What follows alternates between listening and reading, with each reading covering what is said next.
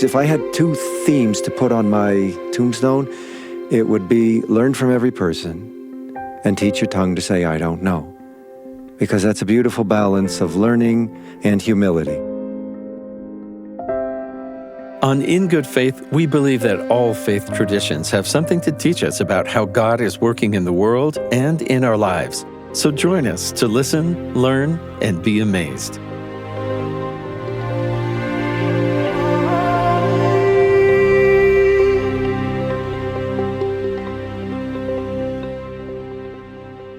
Today on In Good Faith, we're bringing you two guests who talk about not just how to do interfaith work and philosophy, but why it's actually really helpful.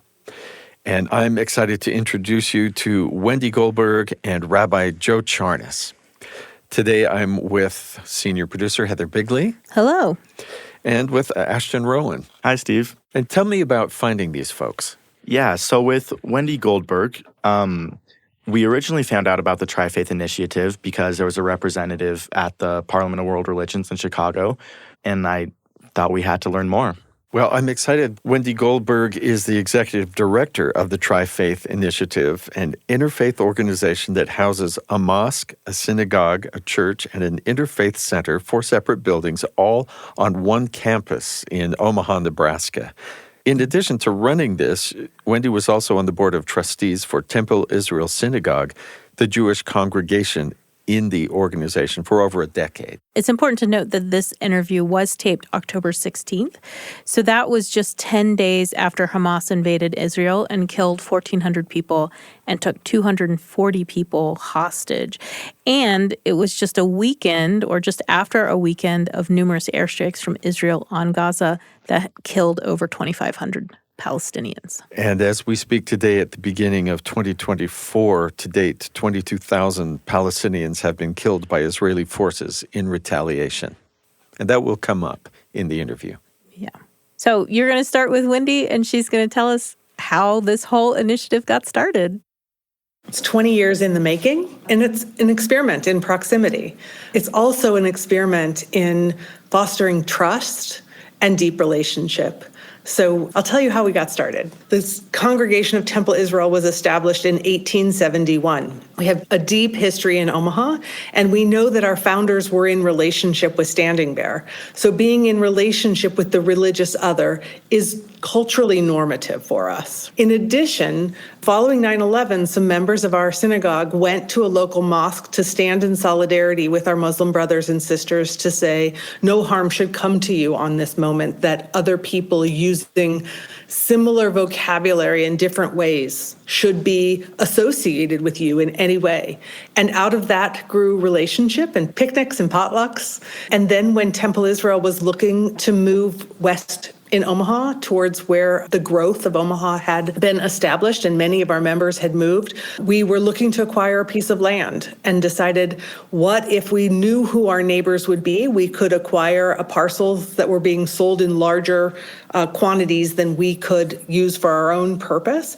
And we went to some of these friends we had made in the Muslim community and said, we know you're thinking about creating a mosque to meet the needs of your community that is also in western part of Omaha. Would you like to look for land with us? The meeting that happened between some of the members of the synagogue and the Muslim community looking to establish a new community or congregation, they met at a public library as a kind of neutral ground. And they both brought food offerings because it's customary to be radically hospitable in both the Jewish and Muslim tradition. As they sat and deepened their relationship with each other and got to know each other a little more even in that setting, they learned that in Omaha, which is 500,000 people or more, that they both have fast days, but they use the same caterer in their families to host the break the fast. So I think that reminds us that you can choose every day in your life. Are you going to lean into what is similar about you or what is different? And we have come to learn that both are important. There are times in which our similarities bring us closer, but our differences allow us to move forward. I think that's beautiful. You served on the board of trustees for Temple Israel Synagogue for a decade. And that gives you a particular insight into one of these groups. Were there any worries or any reasons people thought, will this take away from our own mission and our own work if we're doing this other interfaith connection? What I'll say is autonomy matters. What we've learned is that it's important that we realize that each of these congregations, and I'll speak first from the lens of the congregation that I was a leader, as we moved to a new location, our first priority was making sure that we have a vibrant congregation to be able to sustain Reform Judaism in Omaha, Nebraska. Mission number one. And we need to honor mission number one, and that we need to honor that our faith partners, our founding faith partners and other faith partners have a similar objective, right? Vibrant congregation. And that each of the spiritual leaders and lay leaders who help to advance that goal have to wear that hat first. However, we believe that it is core to the principles of Judaism, Christianity, and Islam to love your neighbor, to be in relationship with your neighbor, and to honor that we do things sometimes the same and sometimes differently. Right. There are people who are very comfortable with the many names of God. In Islam, they recite 99 names of God with intention. That's part of their culture and practice. In Christianity, there's a little less room for that. And how do we make space for someone to see their religious tradition through a multiplicity of lenses? We look at belief, behavior, belonging, becoming, and body, meaning that it's not only about theology, that we appreciate that people care about the belief structure, but we're looking for rituals in order to connect, then to community, that we're all seeking something bigger, but part of the what's bigger is the belonging part, and that people's religious identity shifts and changes over the scope of their lifespan. For me, I was born into the conservative movement of Judaism, but I chose the Reform denomination of Judaism as an adult. Many people marry and shift between religious identities. As the religious landscape is shifting, do my children want their grandmother's version of religion? That's all impacting our ability to be in relationship with each other. And so this becoming part. And then body, how do other people look at you? If you wear a hijab, if you wear a head covering, what are the judgments that we make about people because of their color of their skin and whether or not they fit in or not in a community? And all of those things are part of how we relate to each other and to ourselves and to what is bigger than any of us. I love this picture. And I'm picturing each congregation, whether it's for the Jumu'ah or Shabbat service or a Sunday church service. Is there something different in those services, knowing that you are in close community and proximity in a relationship with those other denominations or faiths? The answer is a definite yes. And it's even further than you might realize, is that in this autonomy, we appreciate that we want to maintain the integrity of our separate identities, but we have to honor also that we might have a visitor or a guest who's in the house from one of our neighbors, and which is often the case. That if we have permeable walls and we are able to move between these four organizations with not only freedom but love, then it could be a regular occurrence where someone in the pews was not of that religious tradition. And there is an opportunity for holy envy. And the question is not necessarily whether or not you are welcoming as the host. The question is, can you be a good guest? And honor the tradition you were visiting. And honor the tradition you're visiting. Yeah, that's beautiful. What impact does that have, not just on the congregations, but the wider community? Can you assess that? So we would say, especially in the last couple of years, as we've come to unpack racial reckoning and a privileging of one religious group perhaps over others, that it's important for us to appreciate that this conversation can not only happen between religious communities. This conversation about equity and inclusion is happening in for-profit, in nonprofit, in the faith communities. It's happening at university and seminary. And so if we intend to have that conversation across sectors, we decided we needed to be the convener. So we just hosted our second annual Race, Religion, and Social Justice Conference, and it is across those sectors. So we convened 500 people this last year to come and have a conversation about race, religion, and justice, and invite presenters from across the country to do the same. And it's fascinating to listen to not only people's difference in their understanding of religion and race depending on their sector, but how we invite conversations between those sectors. And from those create collaborations, because everything we can do better together. I would love to be in one of those meetings. I'm glad to know about the fact that happens. Something that I'd like to notice about that is the opportunity to raise the voices of the marginalized or underserved. And I'm saying that in a moment following incredible disruption in the Middle East. Yes. And I'm a Jewish woman telling you that I think we need to uplift the voices of Muslims in the United States, right? Now, that means that I have 20 years of experience in being in relationship and close proximity to the Muslim community, and I have a very healthy curiosity about what is different and beautiful about that. And at the same time, I can say what is happening in the Middle East is messy and ugly, just the ugliest side of humanity. And that what we can do here in the United States, in Omaha, Nebraska, is to know our neighbors. And as a matter of fact, this weekend, one of my closest friends in the mosque attended the rally for Palestine. I attended the rally for Israel.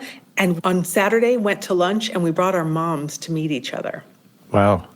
Yeah. Peace is possible, one relationship at a time, even in the middle of a global catastrophe. And so helpful to not instantly polarize completely in a black and white way, all or nothing. And as you recognize, the ugliest parts of humanity are brought out in conflicts like this.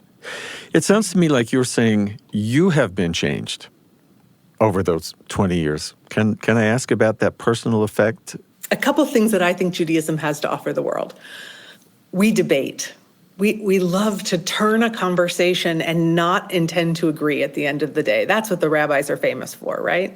And so that was just part of my childhood, is just get into it. Just be able to look at it from all sides, not wrong or right, just learning, just being curious.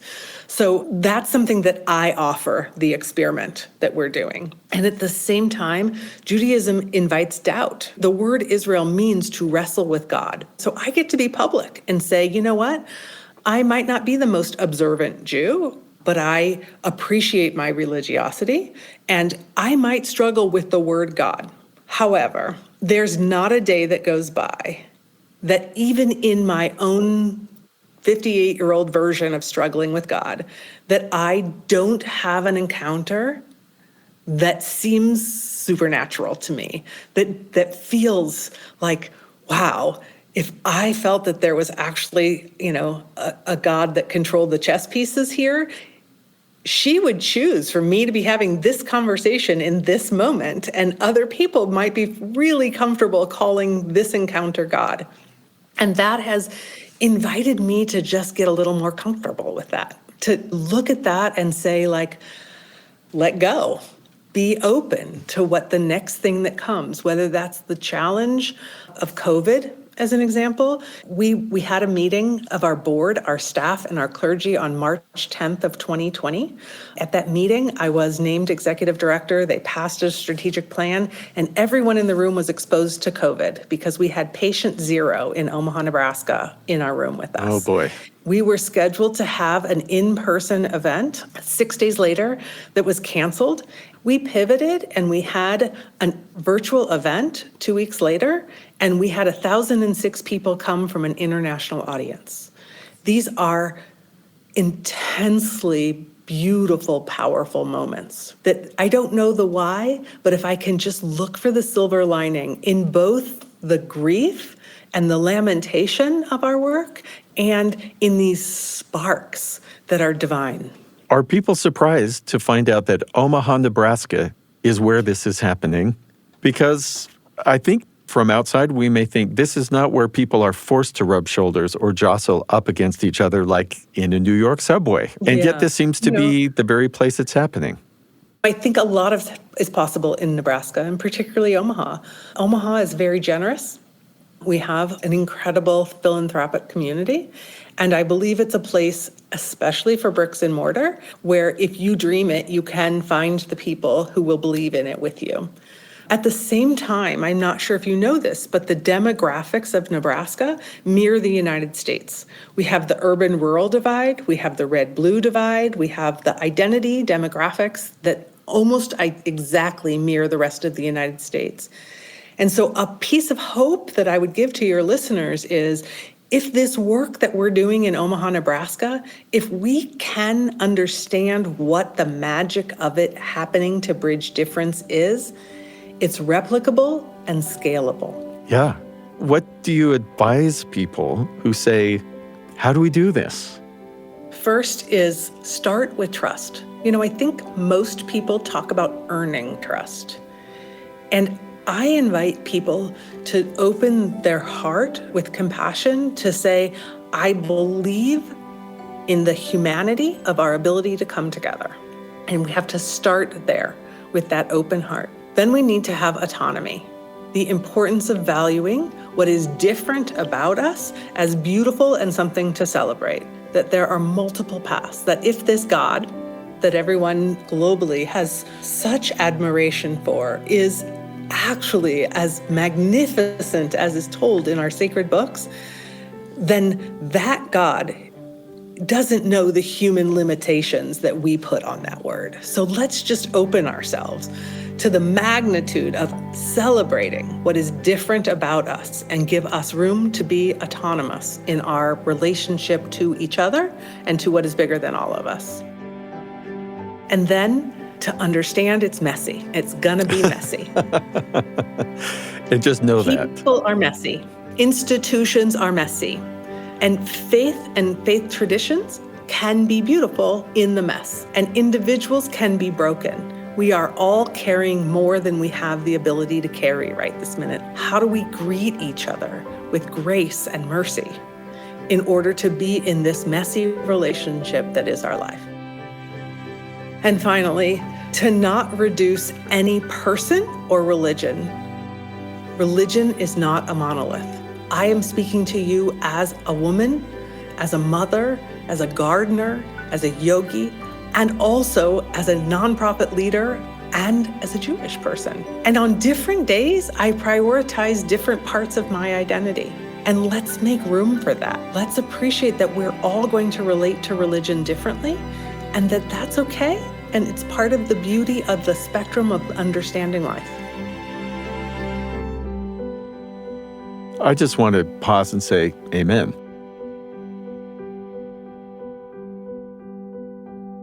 Besides a mosque, a synagogue, and a church, we mentioned an interfaith center. Is that a separate building? So it is a fourth building and a fourth partner. We call the four buildings together the Tri-Faith Commons.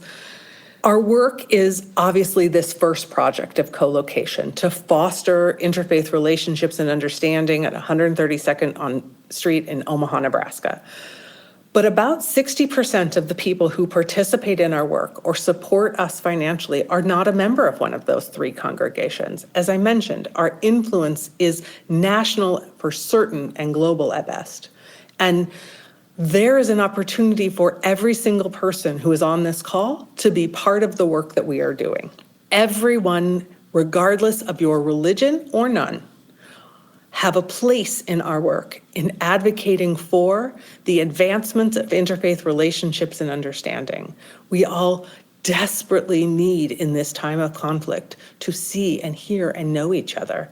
And we are modeling that, and we want everyone to feel that there is a place and a space for them. I'd love you to come to our programs, but more than anything, I need you not to be a bystander at the rise of religious intolerance and hate. When you see anti-Semitism or Islamophobia or bigotry to the Black church or the Native American experience or all of the other isms that are out there that are the message of hate, I ask you to stand up, to report, if you see something, say something. And to believe that hate does not have a place, especially among those who are faithful. That's difficult for people to do because they're uncertain how they'll be received. Do you have examples of times where people have stood up in a difficult situation and effected change? That's such a lovely question. This week, I have been called upon to walk between more than one community. And I struggle with the questions of where those lines are between standing with my community and my affinity group and standing with humanity. And will we find the bravery to be accountable for all of humanity? And I say that because it's easier for us to lean into those similarities and see the pain as Jewish people for those suffering in the state of Israel at the hand of Hamas, for sure. That is something easy to condemn. It's egregious. It's disgusting. And how do we, with compassion, look at the situation in Israel for the Palestinian people? And how do we open ourselves to say, what are the situations and the realities, the systems and structures that got us to this place?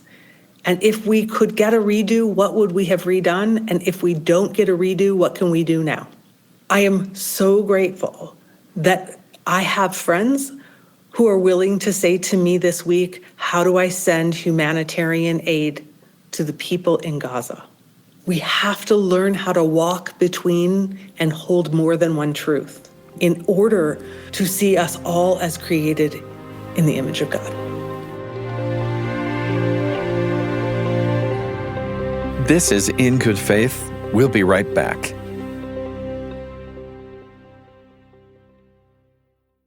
Hi, Stephen Cap Perry here, host of In Good Faith. Here's another podcast from our BYU Radio family of podcasts I hope you'll check out. What I love is real. You know that saying, real, recognize real? That's Lisa on The Lisa Show. Lisa Valentine Clark is a comedian. She's a believer, a single mother. And on The Lisa Show podcast, you'll hear from the Council of Moms, a genius idea, which is actually one of my favorite parts of her show. And you'll hear about the challenges of life, parenting, mental health questions, social issues. Yes, you'll hear from experts, but also from people discussing their where the rubber meets the road life experience. It's The Lisa Show, wherever you get your podcasts. Welcome back to In Good Faith.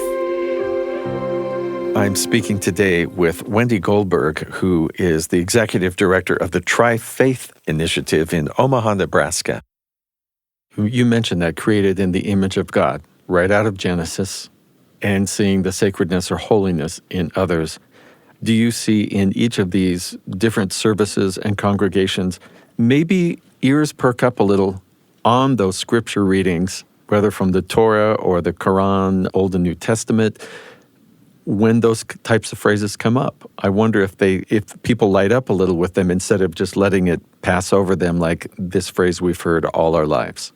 You know, I've heard multiple people over the 20 years be able to say, I can pray in more spaces than I could before, that, I can be Jewish and find sacred in sitting in the church.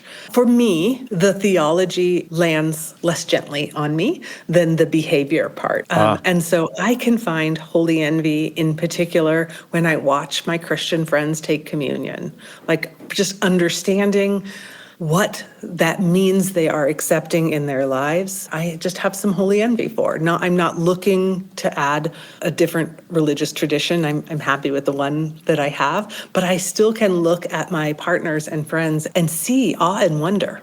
And probably the most magnificent experience that I have is witnessing a woman at the mosque wash in preparation for prayer, and then to hold her hands out to accept and submit. Not easy things for me. Accept and submit, like, I'm a strong woman. Like, I have a hard time with that. And then I can talk to a friend about her choice to wear a hijab and to keep the intimacy of her hair, which is a very intimate thing, to keep that between her and her husband. Like, if that's her choice, I think that's beautiful. Not for me, for her. And so those are the places that I don't know that it's the scripture that calls it to me, but when I see people who experience in all of its fullness awe and wonder and choose acts in their lives with intention to appreciate that, I think, as you said, amen. I'd like to read a quote from an interview from religionnews.com. They're quoting you. Religious pluralism is celebrated when people of diverse religious communities and worldviews defend each other's right to thrive and maintain distinct identities while engaging in beneficial ways. This is not just a nice idea, it is critical to the health of our democracy. So this isn't just faith, this is the very society that we live in. You are having an effect on, a positive effect. So thank you. You're welcome. I think it's probably the most important thing to appreciate, celebrate, and support for the future of our democracy. That was Steve speaking with Wendy Goldberg about her Tri-Faith initiative and her incredible commitment to interfaith work. One thing that I really appreciated about Wendy's interview was how committed she is to leaning into similarities and finding peace among different groups. I love what she said about peace is possible, even in the face of a lot of history and very current and recent events. And I thought it got so really basic when she just, as a throwaway line, says, we discovered that the mosque and the synagogue used the same caterer for breaking our fasts. Yes. And I thought, okay, there's a community connection right there and something both congregations can relate to. So I really appreciated that she didn't just say we need to do better with each other, but that she talks about it's not just love your neighbor, okay, I won't say anything bad about those other people. She said you have to be in relationship with your neighbor. She kept using this word autonomy. And as a former academic who wrote and researched about women in religion, we often don't allow women autonomy in religion. If a woman is choosing the hijab, we give them the respect and dignity to assume that someone who's practicing a religion has chosen that for really good reasons and that they have a connection with God that they're trying to support. And I just love that she told that story about the woman in the mosque who was performing these rituals about submission and how those were important to that woman, and she was going to support that woman's practice. Well, if I am ever going through Omaha, Nebraska, and sometime I might, I want to be sure and stop in and see the Tri-Faith Initiative, the campus and the buildings there. Also tied in with interfaith is our next guest, Rabbi Joe Charnes, and you met him in person. Yes, I did. I met Rabbi Charnes, or Joe as he would have me call him, in one of my classes here at BYU, and he was visiting from California.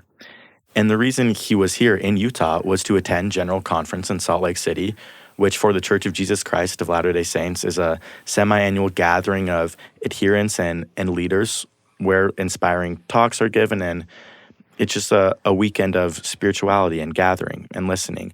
And he was here as a member of another faith, obviously, to participate in that, which I thought was beautiful. So I went up and I spoke with him after class, and he was very kind and willing to come on the show and give us his thoughts. And he's certainly someone who could be teaching these classes. He's a rabbi. He has a Bachelor of Arts in psychology from California State, Northridge. He's studied traditional Jewish seminaries in Los Angeles, California, Brooklyn, New York, and Jerusalem. Was ordained by Rabbi Mordechai Finley, Ph.D. of the Academy for Jewish Religion in California. And his teachings center around recovering and encountering the inner dimension of sacred Jewish wisdom. This idea of wisdom, he brings up a lot, and I'm excited to hear and share how he talks about not just holding it in your head, but how it has to be lived, or it's not really wisdom. Yeah.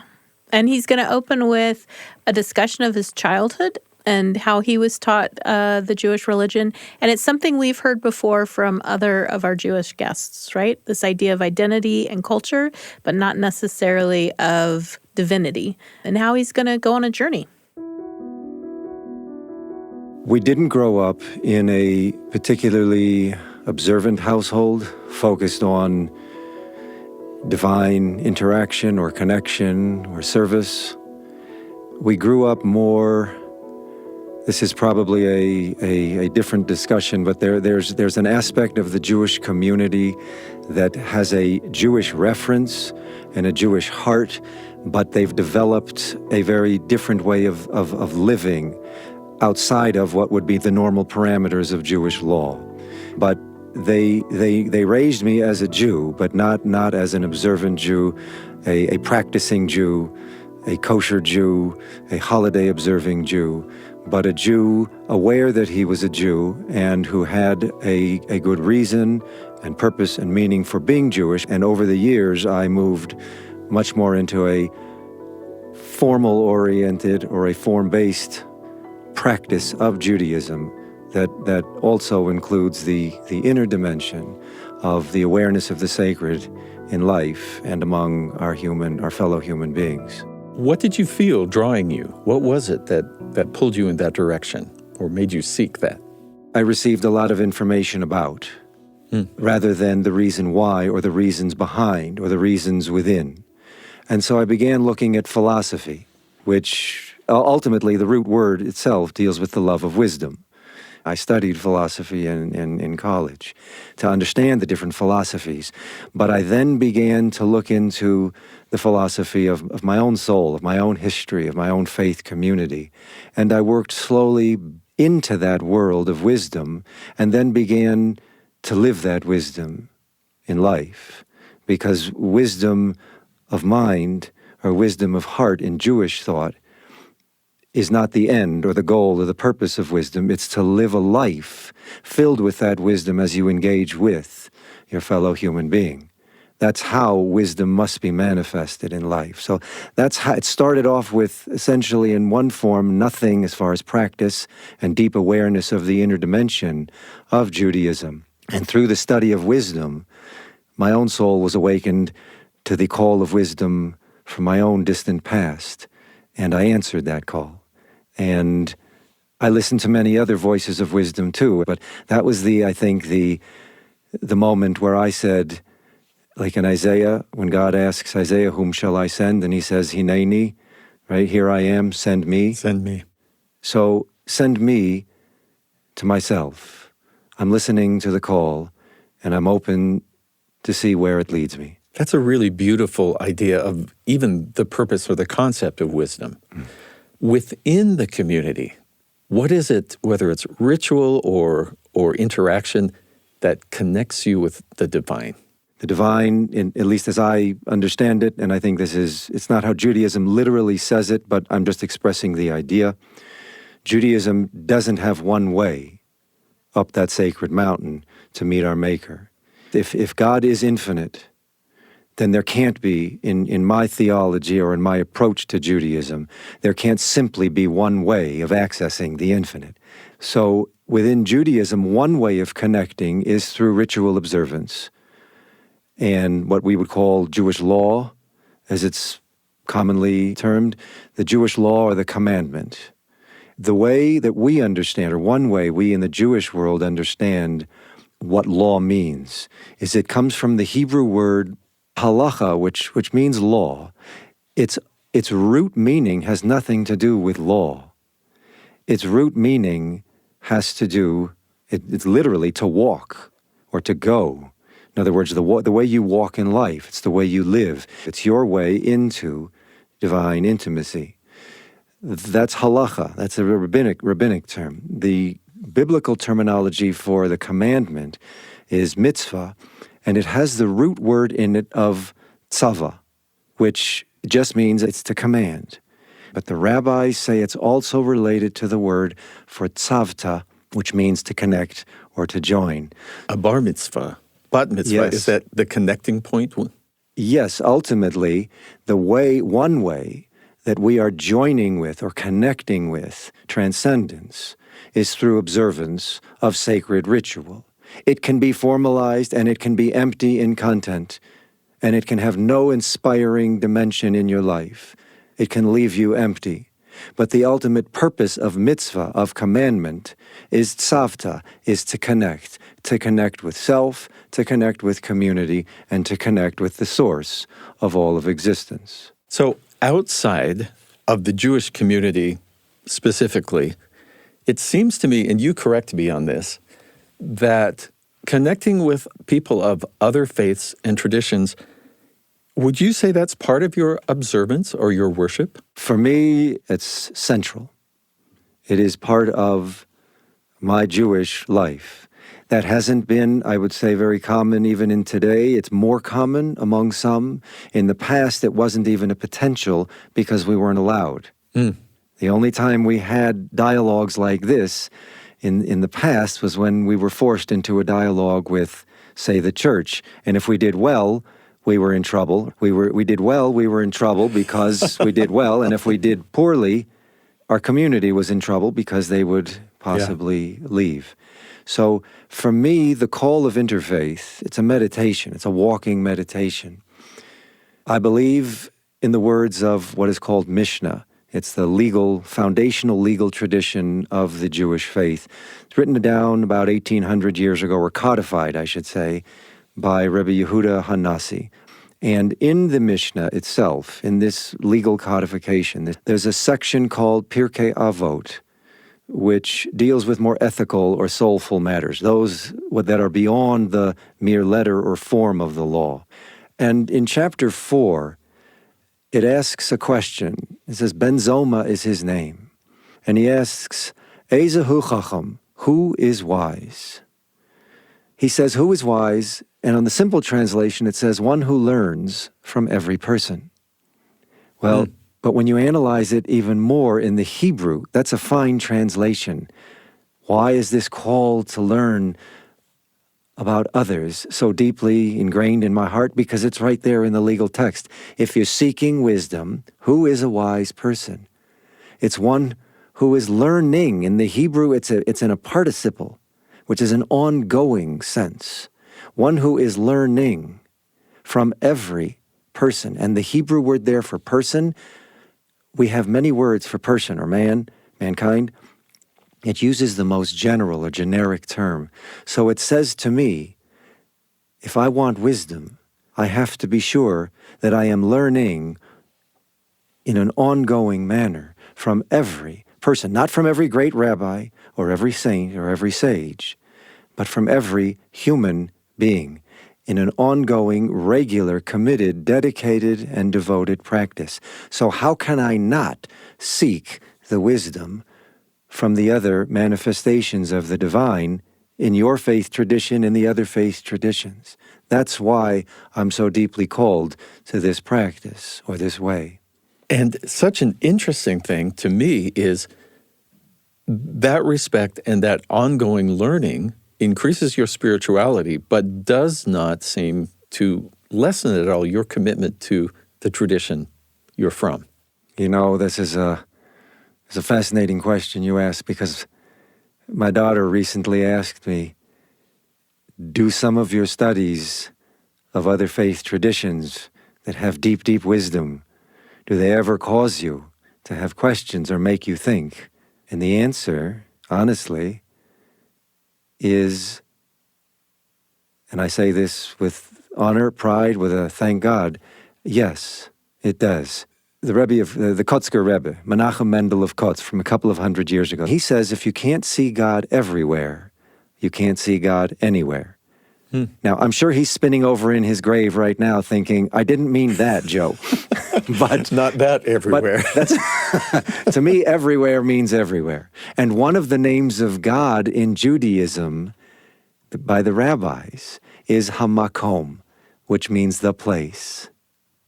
Well, that means every place to me. The place that you are, the place that she is, the place that we are, is the place of the divine.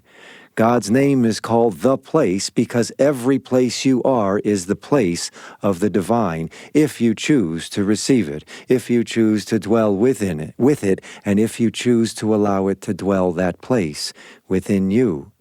So it does sometimes cause me questions, genuine, seeking, searching questions, because I find it such a beautiful and honorable and wise teaching, yet sometimes it seems to be parting ways from some of my own tradition's wisdom. So I have to then learn to wrestle with how. And there's a beautiful teaching, again, from an Episcopal priest who's no longer with us. But he wrote several books. One of them was a cookbook called The Supper of the Lamb. And he has a teaching there that I have said publicly, boy, I wish the rabbis came up with this one because I bow down to this. He says, paradox is the only basket large enough to hold truth.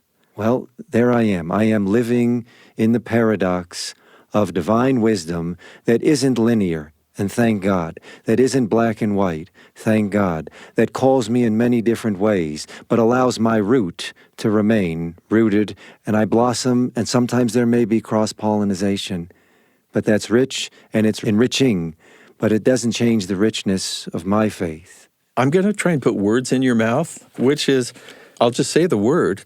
To me, it's love. Maybe there's a better word, but it's an openness to God speaking in various ways. Well, that's a great question, actually. Fear. The Hebrew word for fear, one of the Hebrew words for fear, also means reverence. So we can, like to revere. In awe of. Yes. Wow. Yeah, that's a major wow, because sometimes we confuse the two. And we isolate the fear outside of a context of reverence. There is something awe-inspiring. But if it's grounded in reverence, it's very different. If your reverence is grounded in fear, that's a different engagement. I see reverence in my sacred explorations. I don't see fear of exploring the sacred, because our Hebrew Bible, it's divided into three parts, what you would call in English the books of Moses, and then the prophets, and then the writings. That's how we define them. The book of Moses, or the 5 books of Moses, according to the rabbis, are called Torah. In Hebrew, that word also means instruction. So it's a much broader aspect or dimension of law. It's there to instruct, not simply to limit or correct or guide you on this one path. It's not a linear term. It is instructional, and we can learn from. But like in all areas of learning, whether it's in science or music or art, there are layers. When you're in grammar school or in grade school and you learn about photosynthesis, it's not going to be as complex as you're learning as a biochemist. It's all rooted in the same. And I would say the same thing about the sacred. I have no fear. I only have reverence because of the infinite layers that are there before us that cannot uproot us. They can only deepen us. You're listening to In Good Faith. We'll be back in just a moment with more. I'm Stephen Kapp Perry. When you talk about current events, do you ever feel like you have to tiptoe around people you know, or maybe even family members? Because it seems like some topics are just like landmines. Can I even bring up this topic and have a civil discussion without starting a civil war within my family? Check out the podcast Top of Mind with award-winning journalist Julie Rose. Top of Mind dives into those tough topics, but it does it in a way that actually models how to have intelligent conversations, ask questions out of sincere curiosity, seeking to understand. Top of Mind is not trying to take a position and change your mind or persuade you. It is exploring. You'll come away with more empathy and clarity so that you can become a better citizen, a kinder neighbor, even family member. Listen to Top of Mind wherever you get your podcasts.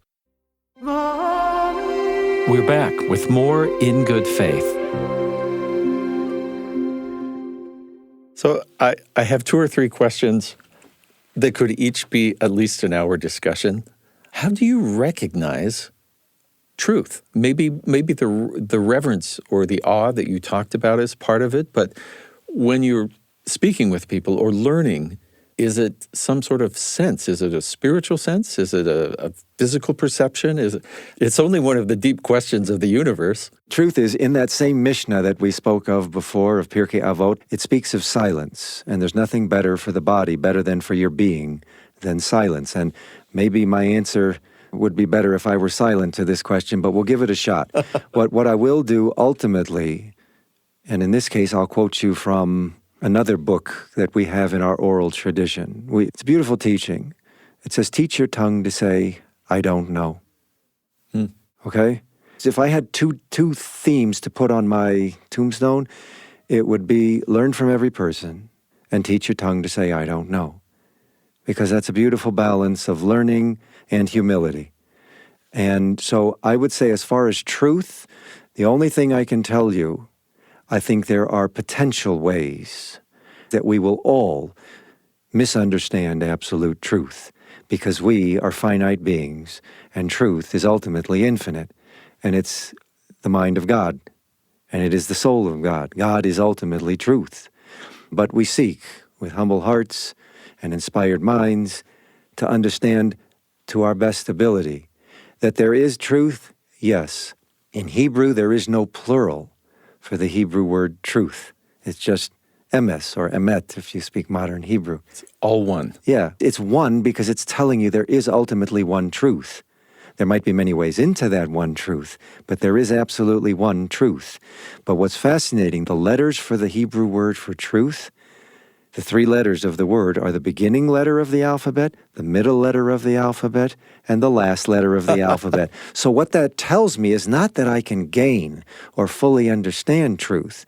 It tells me, 1, that there is truth, and 2, that the beginning and the middle and the end of my focus in life should be to understand and seek to grow in that wisdom called truth. But I'm going to fail, and that's why I need to learn from others. So you talked about always learning in progress. Yeah. The difference between being and becoming. Can you encapsulate that in a few sentences? Is that possible? Being is who we are. Becoming is who we have the potential to be if we nurture, if we cultivate, if we tend, and ultimately allow that harvest to take place. But that comes from a discipline, from a practice. That comes from being a disciple, which has the root meaning of learning.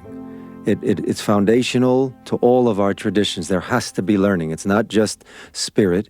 Spirit is necessary, but there has to be grounding in learning and grounding in wisdom. But I think we always have an aspect that is rooted in the being of all of existence, the being that is behind and that brings into life all of existence. We are rooted in. We're not that being, but we have an aspect of. That's who we are. But how that blossoms, how that becomes, how that is brought forth is different. But it's rooted in wisdom. It's rooted in the sacred. It's rooted in a discipline of learning about the source behind all of existence, so we can become more of that aspect of who we ultimately are rooted in. So it's a grounding versus a blossoming. We are grounded but not static, so that we can blossom into becoming. It is a beautiful, beautiful practice, because it's always becoming. In fact, in the Bible, in Exodus chapter 3, when, what's your name? What's your name? Well, who do I tell them sent me? When Moses says to the bush, taking it on one level, that when it says Ehyeh, Asher Ehyeh, I will be, also has that idea of God is not static. God is always becoming, not in terms of God, but in terms of availability to us. The essence of God is, I will be who I will be. Because as you grow in awareness of the I am, who ultimately is I am, not changing, not before, not after, always being, but to us, always becoming. That's the I will be, is I will be more to you as you become more aware of me. Which I love, that there's something for us to be about until we draw our last breath. I love that. You know what happens when a Jew, theoretically, again, this is what we're supposed to do that we're often not able to do, at our last breath, right before we die, you know what a Jew is supposed to say? It says we're supposed to say, Shema Yisrael, Adonai Eloheinu, Adonai Echad. Hear, O Israel, the Lord our God, the Lord is one. As I leave here, I am entering into that absolute oneness, so that I can become again and end up in being again. But it ends with there is one. There is always one we can rely on and enter into, even when we're going beyond. That's the Shema? Yes. The first prayer that we teach a Jew when they're young is the Shema, to hear, to learn, to listen. The last prayer a Jew says on his lips is, I heard, Shema, I heard. I know there is one.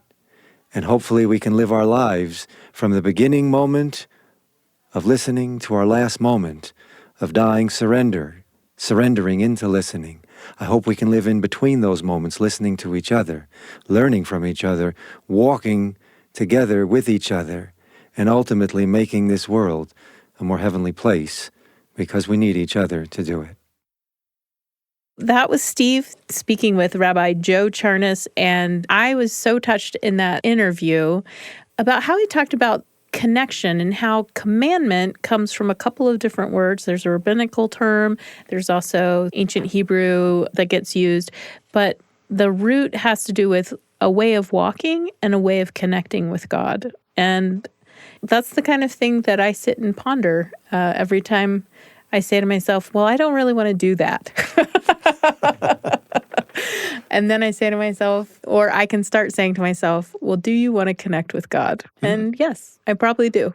And that whole idea of taking an action because of that ties in with what he called about not just to possess wisdom only, but to live a life practicing that wisdom. That's the reason it's given, is to benefit us, not that we have in our mind a whole catalog of wise sayings, but that should show up in our daily walk. And I was also so impressed with his real desire to understand and connect with people of other faiths, which does not in any way lessen his commitment to his own tradition. And what I really liked about him talking about wisdom in this way is when he was talking about a wise person is one who is learning, who is in process. And he said that is learning from others in a regular and committed manner, which I thought was wise, of course, but it related to Wendy Goldberg as well, I thought, and her ideas with the Tri-Faith Initiative of this proximity and being in relationship in these very committed ways, not a distance, but from a closeness, from a relationship, from commitment. There's always some conflict between these different religions of the book, Christianity, Judaism, and Islam. But right now, with what's happening with Israel and Gaza, both had just begun when we first interviewed Wendy, and then later as we speak now. We're affected here in the States in our relations with other people because of their ties to this other faraway place where there's actual hand-to-hand conflict. And so her big-heartedness, I think, in understanding both that she has to and wants to support her tradition, but is willing to meet with people. And even she and her friend were introducing their mothers at lunch. And boy, what are they going to talk about? I'm inspired by both of them. I know we all have been. And we're very grateful to Wendy Goldberg and Rabbi Joe Charnes for speaking with us. This episode was produced by Ashton Rowan and Heather Bigley. Our production team also includes Leah King and Katarina Martinich. Our post-production sound designers are Mark Hansen, Daniel Phillips, and Carly Wilson. Is interfaith understanding important to you, especially after this discussion? If it is, please leave a comment or a review for In Good Faith on YouTube, Spotify, Apple, wherever you get your podcasts, and help us spread the word. In Good Faith is committed to the idea that we all benefit from hearing people of widely varying backgrounds share their personal experience with faith and belief. In fact, we think people with such experience deserve some of our best listening. See our extended interviews from past guests on our YouTube channel.